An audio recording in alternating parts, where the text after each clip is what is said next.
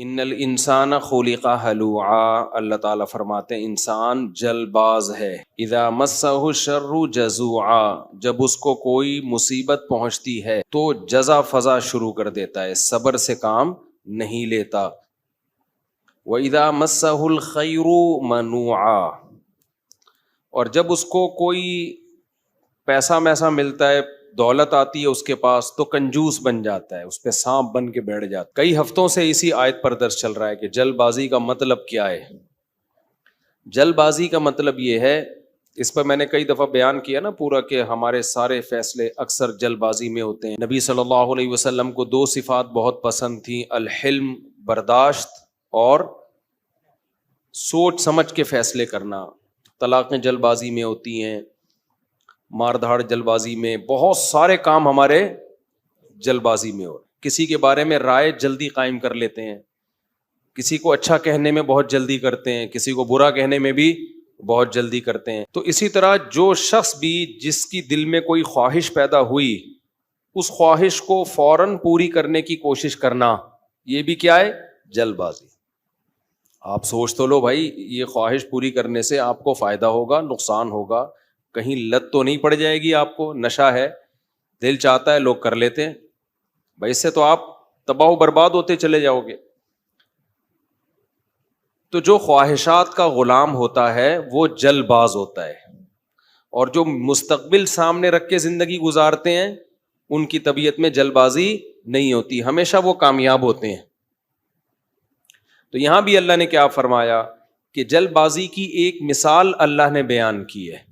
وہ مثال یہ ہے، اذا مسہ الشر جزوعا، جب کوئی مصیبت پہنچتی ہے نا، ہونا یہ چاہیے مصیبت میں انسان کا دل کرتا ہے ہلڑ بازی کا، ہاں ہو چیخو پکار، ادھر ادھر ڈپریشن ہوتی ہے اس کو.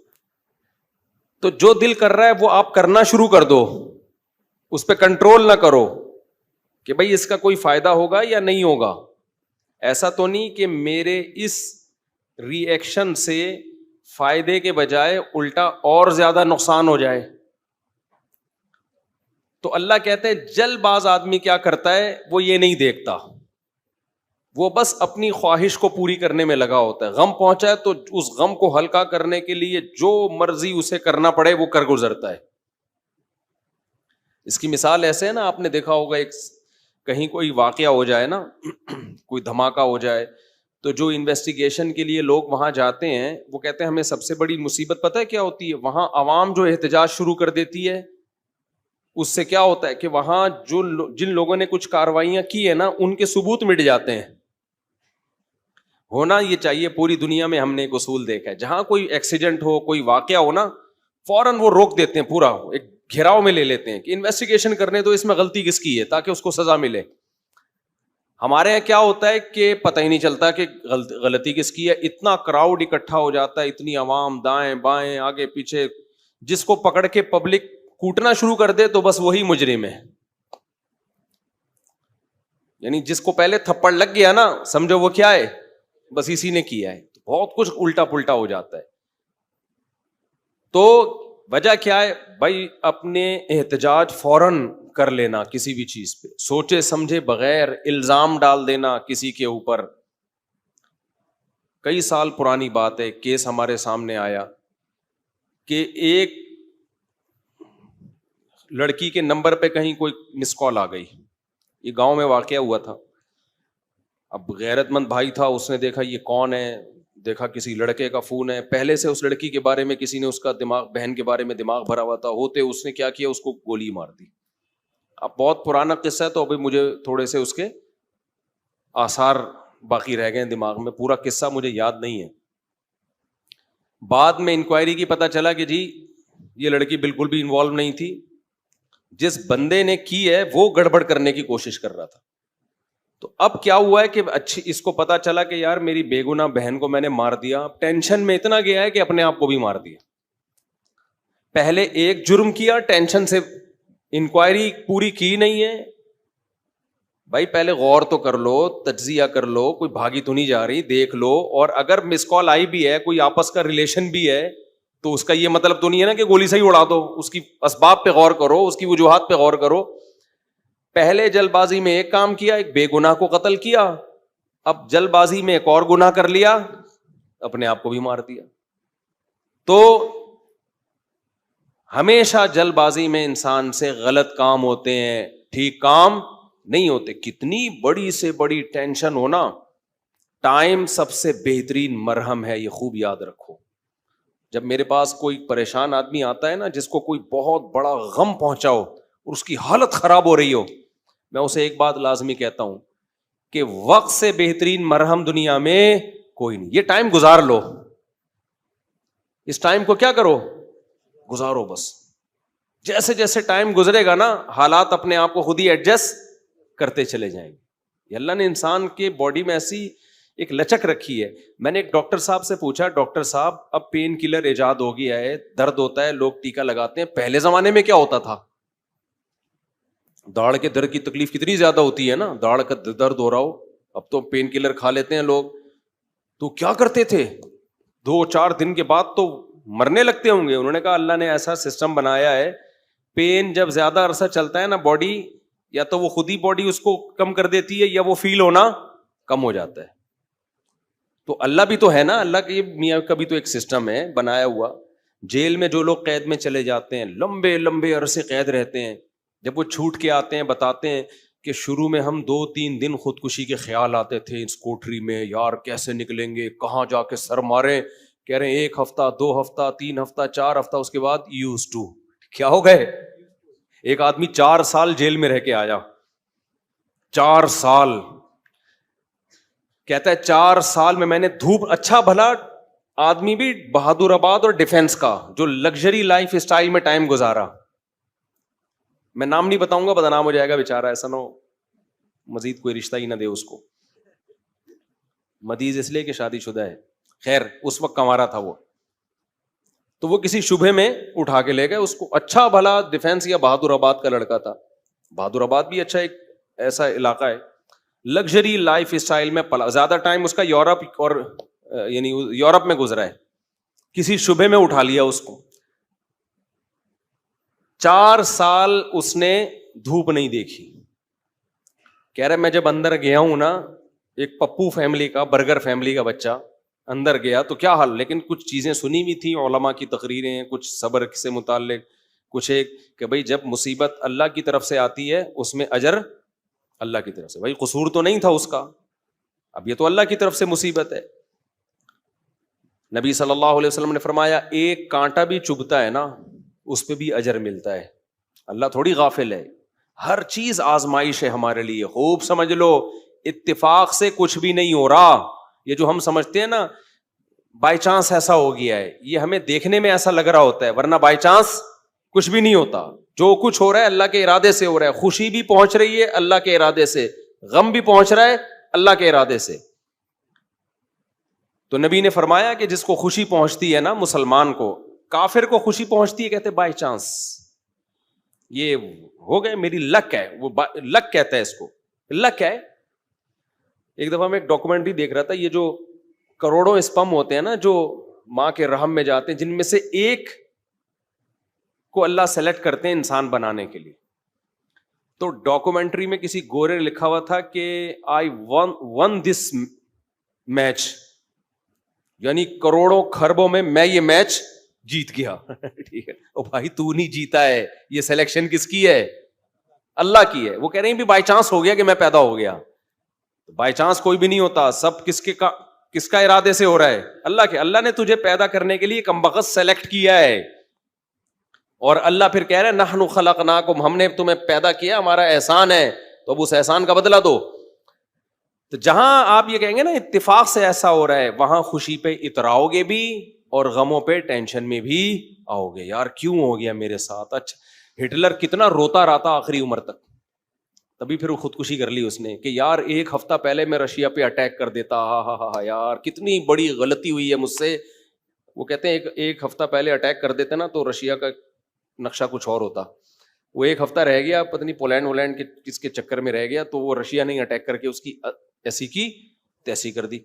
تو روتا رہتا تھا وہ. ابے روتا رہتا نہیں، تو نے جو کچھ حرکتیں کی ہیں تو اللہ نے تجھے کیا دیا اس کا بدلہ. خیر تو توبہ کر لیتا. مسلمان ہوتا تو کیا کہتا, یار اللہ کی طرف سے چپت لگ گئی ہے میرے, اب توبہ استغفار کر لو. اور توبہ ایسی خاندانی چیز ہے یار, کچھ بھی ہو جائے. ہٹلر مسلمان ہوتا, کہتا میں نے ہزاروں لاکھوں انسانوں کو قتل کر دیا, بند کمرے میں جا کے گڑ گڑا لیتا اللہ سے, معاف کر دے اللہ. دنیا کو نہیں پتا چلتا, اللہ کیا کر دیتا, معاف. لیکن چونکہ کافر تھا تو کیا ہوا ہے, اس نے قوم کا مجرم تھا وہ, اس نے کہا کیا کر سکتے ہیں, اس کو پتا تھا پبلک نہیں چھوڑے گی, تو اٹھا کر کے مارکیٹ سے اپنے آپ کو شارٹ کر لیا. انجام بھی برا, زندگی بھی بری.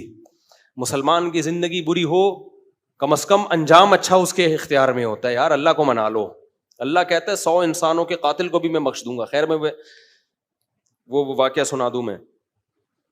تو وہ کیا ہوا ہے کہ وہ بہادر آباد کا پپو بچہ جو ہے نا, کہاں چلا گیا, جیل میں. اب علماء سے اس کا تعلق تھا, ماشاءاللہ داڑھی بھی رکھی ہوئی تھی اس نے, کہ یار اب یہ غم کس کی طرف سے ہوتے ہیں, اللہ کی طرف سے. تو مجھے اپنا قصہ سنا, میں نے کہا یار 4 سال میں تو دھوپ میں نا ایک دن نہ بیٹھوں, میں ڈپریشن میں جانا شروع ہو جاتا ہوں. یہ جو بند کمروں میں لوگ سارا دن بیٹھے رہتے ہیں, پتہ نہیں کیسے. ہم نیچر سے جس کو بھی محبت ہوگی نا, وہ دھوپ نہیں چھوڑ سکتا بھائی. بکریاں مرغی انڈے نہیں چھوڑ سکتا, دھوپ نہیں چھوڑ سکتا. وہ بکریاں مرغی تو چلو زیادہ ہو گیا, لیکن دھوپ نہیں چھوڑ سکتا وہ. تو میں نے کہا 4 سال آپ کیسے بند کمرے میں رہے ہیں, اور بھی قیدی تھے.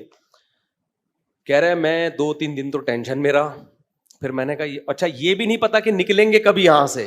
یہ پتا ہو نا, آدمی کہتا ہے چلو 4 سال میں دن گننا شروع کر دو. یہ بھی نہیں پتا نکلیں گے ہی بھی نہیں نکلیں گے. کہہ رہے میں نے کہا جو ہونا تھا وہ تو ہو گیا, اب ہم تو جیل کی دیوار توڑ کے بھاگ نہیں سکتے.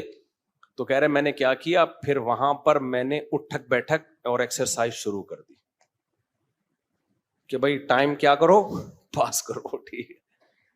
کہہ رہے اس کا فائدہ یہ ہوتا ہے 400 دفعہ میں بیٹھ کے, کیونکہ اور تو کوئی کام ہی نہیں ہے اسٹیمنا بنانے کے علاوہ.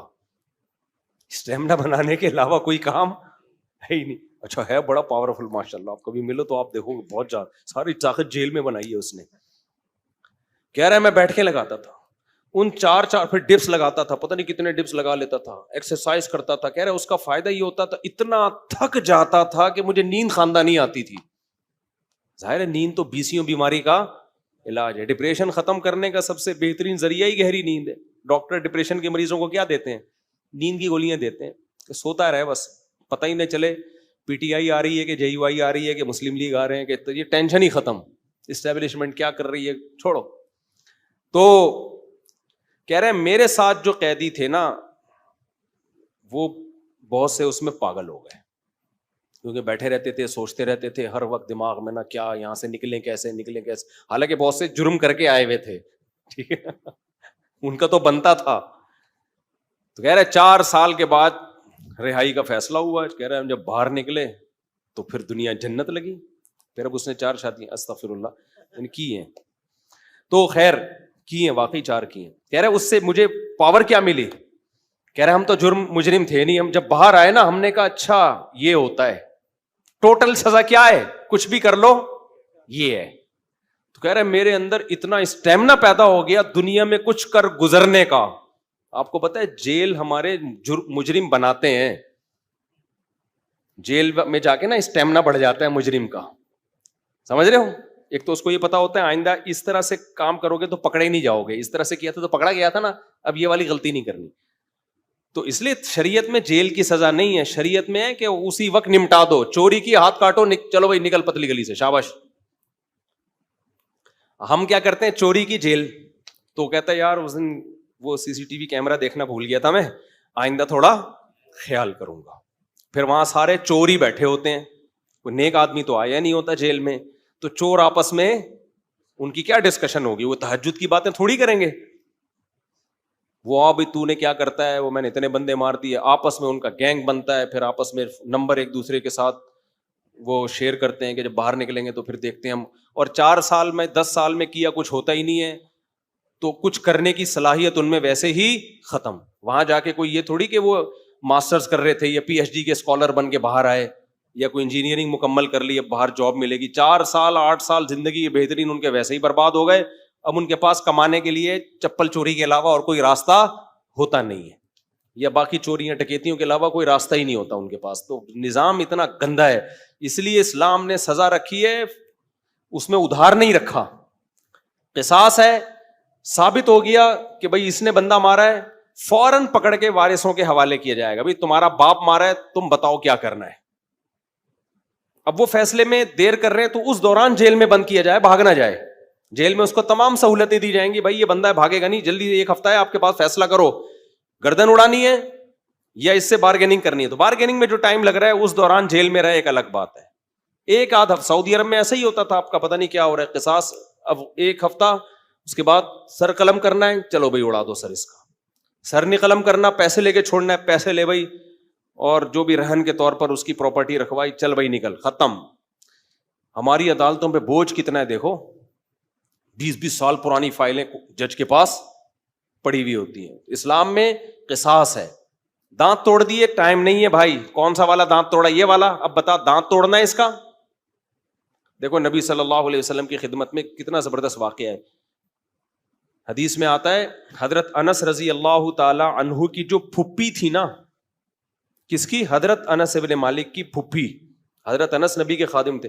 ان پھپھی نے اپنی باندی کو مکہ مارا یا تھپڑ مارا تو وہ باندی کا دانت ٹوٹ گیا. جو لونڈی تھی نا باندی, اس کا دانت ٹوٹ گیا. صحیح ہے نا. تو نبی کے پاس کیس آیا تو آپ نے فرمایا اللہ کی کتاب کے مطابق فیصلہ کروں گا. تو کتاب اللہ تو یہی کہتی ہے دانت کے بدلے دانت. تو اب بڑے مسئلہ ہو گیا کہ بھائی یہ تو اتنے خاندانی لوگ ہیں, اور باندی یہ تو لونڈی ہے, لونڈی کا دانت ٹوٹ گیا, ملازم کو تھپڑ مارا, دانت ٹوٹ گیا, تو اب سیٹھ صاحب کا بھی دانت توڑا جائے کیا؟ گوروں کے ایسا کوئی قانون نہیں ہے. اسلام میں کہ بھائی دونوں انسان ہیں تو دونوں کے دانت کی سیم ویلیو ہے.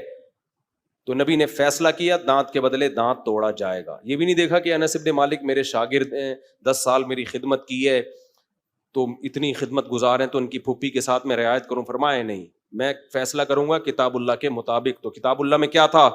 دانت. اچھا, باندی کو یہ توقع نہیں تھی کہ میری جو مولا ہے, آقا ہے, اس کے دانت توڑے جائیں گے. ان لوگوں کو یہ توقع نہیں تھی.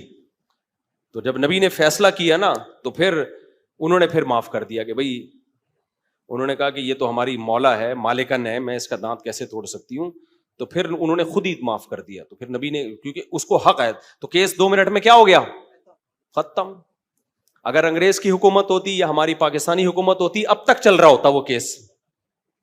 دونوں مر چکے ہوتے, دونوں قبروں میں جا چکے ہوتے, ابھی تک ان کے دانت کے کیس کی فائلیں بولو موجود ہوتی, اور پوسٹ مارٹم ہو رہا ہوتا کون سا والا دانت ٹوٹا تھا, ہلا تھا یا ٹوٹا تھا, ان کے مکے سے ٹوٹا. ایسا گندا غلیظ نظام ہمارے اوپر مسلط ہے, اس میں انصاف کے علاوہ سب کچھ ملے گا آپ کو. تو اسلام نے کیش سزائے رکھی ہے, ٹھک ٹھک ٹھک کر کے, کہ بھائی تھپڑ کے بدلے میں کیا ہے؟ تھپڑ. تو قصاص کا نظام رکھا ہوا ہے اللہ میاں نے بڑا زبردست. وَكَتَبْنَا عَلَيْهِمْ فِيهَا أَنَّ النَّفْسَ بِالنَّفْسِ وَالْعَيْنَ بِالْعَيْنِ وَالْأَنْفَ بِالْأَنْفِ وَالْأُذُنَ بِالْأُذُنِ وَالسِّنَّ بِالسِّنِّ وَالْجُرُوحَ قِصَاص. کیا زبردست آیت ہے. اللہ فرماتے ہیں ہم نے لکھ دیا ہے, آنکھ کے بدلے آنکھ. کسی نے تمہاری آنکھ پھوڑی ہے, تم کورٹ میں جاؤ گے, جی اس نے آنکھ پھوڑی ہے, یہ ثابت کرو گے, دلائل سے ثابت کر دیا, کورٹ کہے گی تو بھی پھوڑ دے اس کی یہ والی آنکھ. البتہ یہ کام ڈاکٹر سے لیا جائے گا, ویسا نہ ہو پھوڑنے پھاڑنے میں کچھ اور ہی نہ پھوڑ پھاڑ دے, اتنا لمبا چھورا مارے کہ پیچھے سے ہی نکال دے.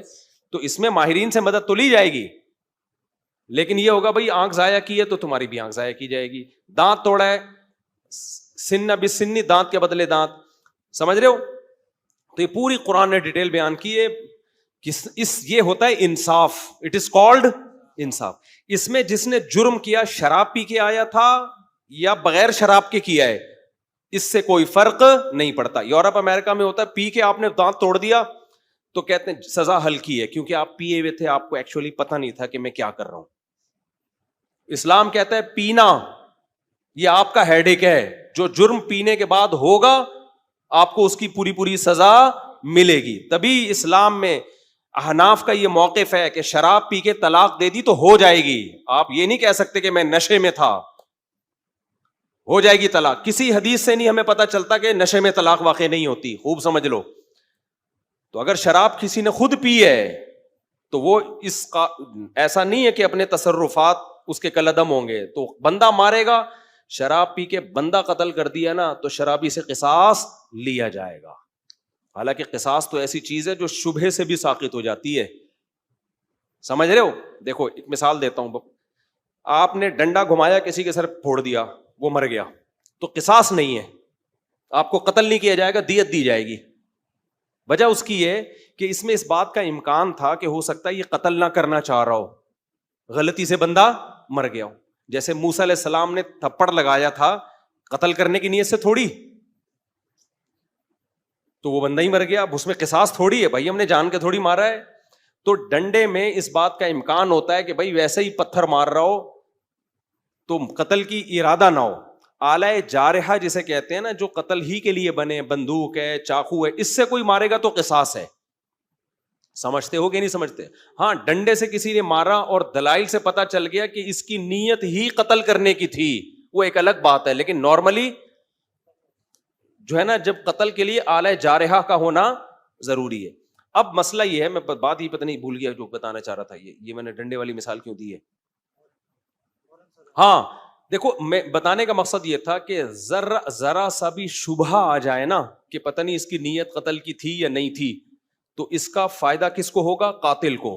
اس سے قصاص نہیں لیا جائے گا, کیونکہ ہو سکتا ہے یہ قتل نہ کرنا چاہ رہا ہو, غلطی سے بندہ مر گیا ہو, یہ تو سر پھوڑنا چاہ رہا ہو, خالی تھپڑ مارنا چاہ رہا ہو. لیکن شراب پی کے کسی نے بندہ مار دیا نا چاقو سے یا بندوق سے, یہاں شریعت قاتل کو فیور نہیں دیتی. حالانکہ یہ زیادہ فیور بنتا ہے, یار اس کی نیت تھوڑی تھی, تو پی کے ٹہل رہا تھا. تو احناف یہی کہتے ہیں, امام حنیفہ, کہ جب قاتل کو شراب کے بعد اتنا سا فیور نہیں دیا جا رہا, حالانکہ اس کا دماغ کام نہیں کر رہا, تو طلاق تو قصاص سے کم درجے کی چیز ہے. اس میں اگر کوئی پی کے طلاق دے گا نا تو ہو جائے گی. سمجھتے ہو؟ کیونکہ اس کے اس جرم کو فیور نہیں دیا جائے گا اس پہ, کیونکہ پی کیوں تو نے. وہ کہہ سکتا ہے نا میں تو پی ہوئی تھی تو مجھے کیا پتا, پینے سے پہلے تو تجھے پتا تھا نا, پینے کے بعد کچھ بھی ہو سکتا ہے, بندہ بھی مر سکتا ہے, بیوی کو ڈیورس بھی ہو سکتی ہے. یا ایک مشہور سوال ہے کہ پی اس نے, سزا بیوی کو کیوں دے رہے ہو؟ تو طلاق میں شریعت نے مرد کے تصرف کا اعتبار کیا ہے, اس میں عورت کی پوزیشن کو نہیں دیکھا ہے کہ وہ مظلوم تھی یا ظالم تھی. مرد کی, کیونکہ طلاق کہتے ہیں مرد کی ملکیت سے چیز کا نکلنا, اس میں شریعت نے یہ سمجھا ہے نقصان مرد کا زیادہ ہو رہا ہے. سمجھتے ہو کہ نہیں سمجھتے ہو؟ تو اب یہاں پر بھی یہی ہے کہ اگر کوئی بلا وجہ بیوی کو طلاق دے دے تو بھی تو عورت کا کیا قصور ہے, لیکن پھر بھی ہو جائے گی. تو ہم کہتے ہیں شراب پی کے دے رہا ہے تو بطریقے اولا ہوگی.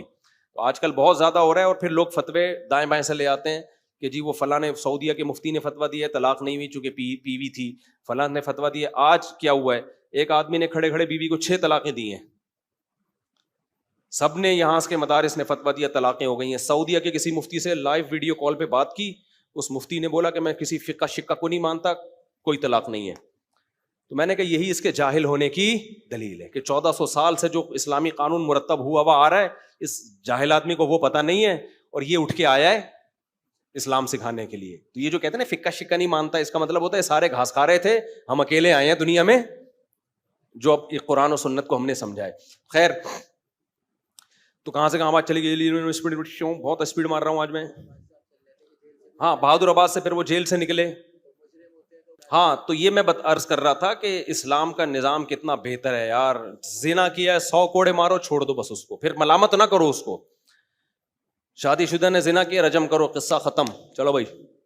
کمارے نے زنا کیا, 100 کوڑے دونوں کو چترول لگاؤ اور چھوڑ دو ان کو. کسی نے زنا کی غلط تہمت لگا دی, 80 کوڑے لگاؤ, چھوڑ دو, چل بھائی. کیس نہیں ہے لمبے لمبے, سمجھتے ہو کہ نہیں سمجھتے ہو؟ تو لمبے لمبے کیس نہیں ہے.